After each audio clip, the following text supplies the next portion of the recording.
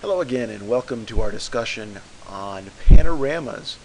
With the age of digital photography upon us, many of us are out there shooting multiple images in the field that we intend to merge together later in Photoshop to create panoramas. And in this lesson, we're going to show you how we do that. We'll use this photograph of a cabin in Smoky Mountain National Park as a demonstration. So what we'll do here is go ahead and Control-click on the images that make up the panorama. Notice that these have already been processed in Camera Raw to get them the way I want them looking. And now that we've selected them, we run up here to Tools, click on it, drop down to Photoshop, run over and down to Photo Merge, and click on Photo Merge. This will bring up the Photo Merge dialog box in Photoshop with the images already selected. So in this dialog box, make sure you do have blend images together selected, and then you have a choice. It always comes in with this auto default chosen. I don't like auto. I've never liked the results from auto. I prefer to either work with reposition or cylindrical. When I was first working, I was working mainly with reposition, but I would find that many times horizontal lines in the image would not stitch together properly. But with cylindrical, they would, the vast majority of time, all of the horizontal lines would stitch together properly. So now my default choice, as I head into a photo merge situation here, I choose cylindrical. So that would be my recommendation. And then simply click OK and wait while the program puts it together for you. It's that simple. Putting panoramas together in Photoshop is amazingly simple. When this finishes loading up and putting it together, I'll show you the rest of the workflow.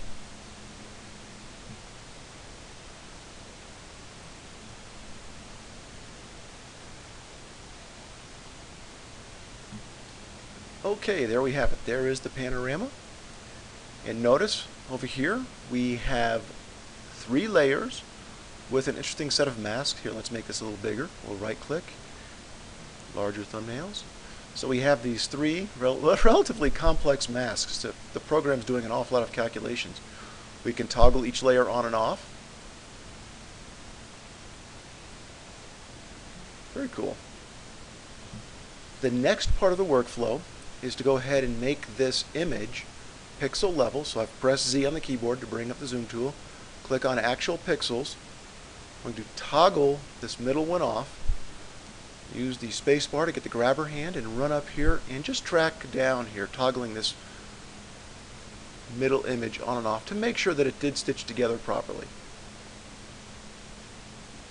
Because I may be taking this to very large enlargements, that sounded right, we definitely want to make sure that there's not a stitching error anywhere in the image. And again, we're looking in areas where we have lines running through. That's where we might find an error.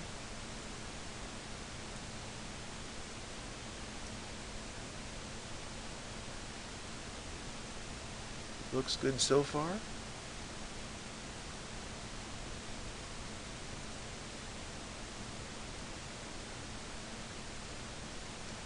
And check the top of this cabin right here. Yeah, that looks fine. Usually running through foliage, it does a pretty good job. Okay, that looks good. So now I'm going to have this fit back on the screen. And notice how big our image is with these 3 layers up. It's 340 megabytes. If we flatten it, it'll be down to 173. That'll be a little easier for this particular computer to handle, so we'll go ahead and flatten that.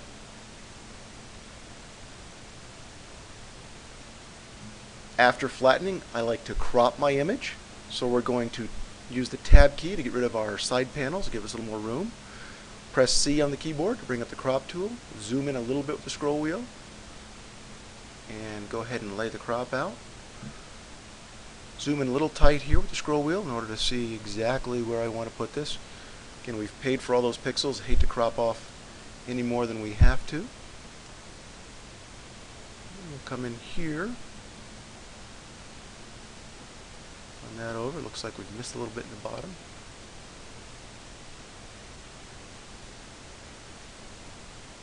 Let's see how that's looking. That's pretty good. We did miss a little bit down here. But I don't think I want, for the sake of the composition, I don't think I really want to, well, I can crop in a little bit more on the bottom maybe. I want to show you what to do in the event you don't want to crop in anymore. So from here we'll go ahead and hit enter to commit the crop. And now we have this remaining white edge up here. Now in theory I could have very easily cropped that down. It would have been just fine. Wouldn't have hurt the composition. But I want to show you how to deal with this if it's sensitive through here and you don't want to crop it down. So let's go ahead and call up our side panels again. We'll have this, press the Z key to get our zoom tool back and have it fit on screen. Okay, to deal with this issue here of how we can fix this without cropping anymore, we'll start that process right now. We'll take our background, make a copy of it, tab away our side panels here, pressing the tab key, make the image a little bigger, press the enter key to bring up our top tool option, our top options right here. Now we're going to come over here to edit, run down to transform, and over to distort. We wanted to bring back this top toolbar option so we have this ability to click on this switch between free, transform, and warp modes. We want to click on that. It's the little thing that looks like a windshield wiper. Go ahead and click on that. And now we have points that we can move, and because there are other points in here, we'll disturb the image less. So we're just going to take this and grab this corner and pull it up just a little bit. I did notice that I missed a little bit down here too. And we'll come over here and grab this corner and pull this up just a little bit.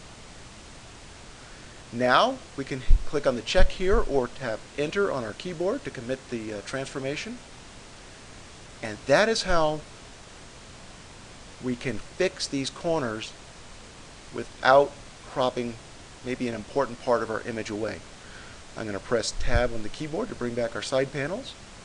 And I click up here to fit it back on screen.